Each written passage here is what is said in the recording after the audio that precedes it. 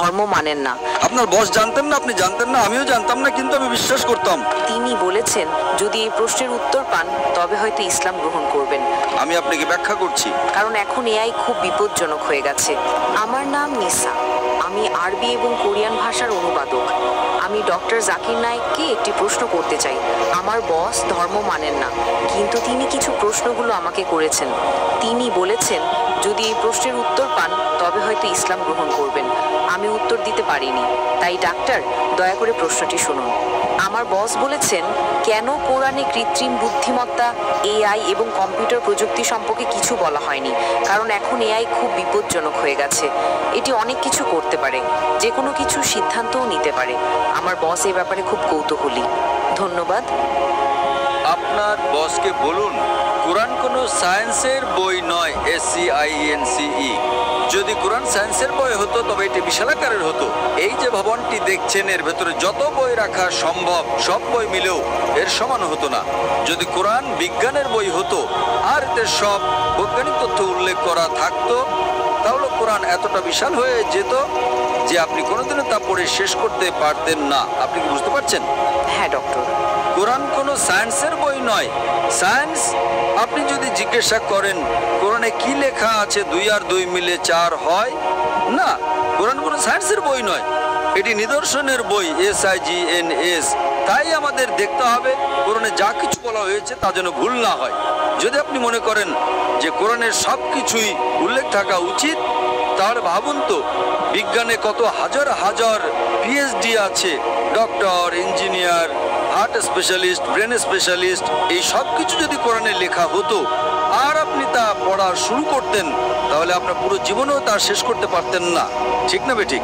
সুতরাং কোরআনে বিজ্ঞানের সব কিছু উল্লেখ নেই, দয়া করে ভুল বুঝবেন না। কিন্তু কোরআনে যা কিছু বলা হয়েছে তার কোনোটিই ভুল নয়। যদি কোরআনে এমন কোনো বৈজ্ঞানিক তত্ত্ব থাকে যা ভুল প্রমাণিত হয় তবে তা আল্লাহর পক্ষ থেকে হতে পারে না। আর যদি কোরআনে এমন কিছু বলা হয় যা বিজ্ঞান অনেক পরে 200 বা 400 বছর পরে আবিষ্কার করেছে তাহলে সেটাই মুজিজা। তাহলে প্রশ্ন হলো কোরআনে AI এর কথা বলা হয়নি কেন? কোরআনে এটা কেন থাকা উচিত? কোরআন কোনো বিজ্ঞানের বই নয়, কিন্তু আল্লাহ জানেন ভবিষ্যতে কি আসতে চলেছে। আমি আপনাকে ব্যাখ্যা করছি।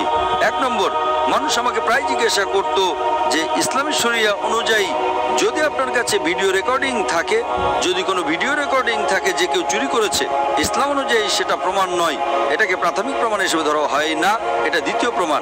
10 বছর বা 20 বছর আগে যে কোনো সাধারণ আদালতে যদি আপনি CCTV ফুটেজ দেখাতেন আর তাতে চোর ধরা পড়তো যে কেউ চুরি করছে, সেটাই যথেষ্ট ছিল।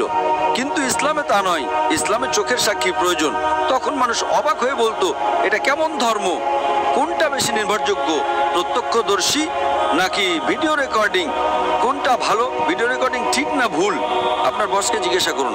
সুতরাং 20 বছর আগে যদি আপনার কাছে ভিডিও রেকর্ডিং থাকতো তবে তা ইসলামের চেয়ে সুবিধাজনক না। প্রত্যক্ষদর্শী হলো প্রাথমিক প্রমাণ, ভিডিও রেকর্ডিং গ্রহণযোগ্য ছিল না। আজ যখন কৃত্রিম বুদ্ধিমত্তা এসেছে আপনি সহজেই আপনার ডাকাতের একটা ভিডিও তৈরি করতে পারেন, ঠিক না ভুল? ঠিক। সুতরাং আজ এখন মানুষ জেগে উঠেছে। আজ এটি প্রাথমিক প্রমাণ নয়, তাই ইসলাম অনেক উন্নত। আল্লাহ জানতেন AI আসতে চলেছে। আপনি কি বুঝতে পারছেন? হ্যাঁ। আপনার বস জানতেন না, আপনি জানতেন না, আমিও জানতাম না, কিন্তু আমি বিশ্বাস করতাম। আমি বলেছিলাম না ইসলাম সঠিক। হয়তো আগামীকাল কিছু ঘটবে, আমি AI সম্পর্কে জানতাম না, কিন্তু 15 বছর আগে আমার উত্তর ছিল শরিয়া সঠিক।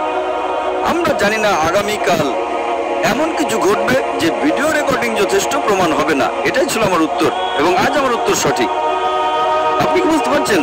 সুতরাং আল্লাহ AI সম্পর্কে জানেন, তাই ভিডিও রেকর্ডিং প্রাথমিক প্রমাণ নয়। আপনি কি বুঝতে পারছেন? হ্যাঁ। কিন্তু প্রত্যক্ষদর্শী হলো প্রাথমিক প্রমাণ। সুতরাং আল্লাহ AI সম্পর্কে জানেন।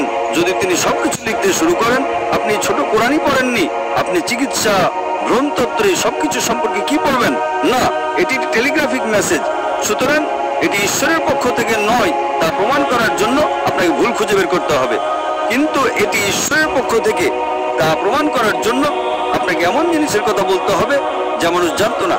আপনি কি বুঝতে পারছেন? একেই বলে অলৌকিকতা, কিন্তু এখানে সবকিছু উল্লেখ করা হয়নি। আশা করি এটি উত্তরটি পেয়েছেন।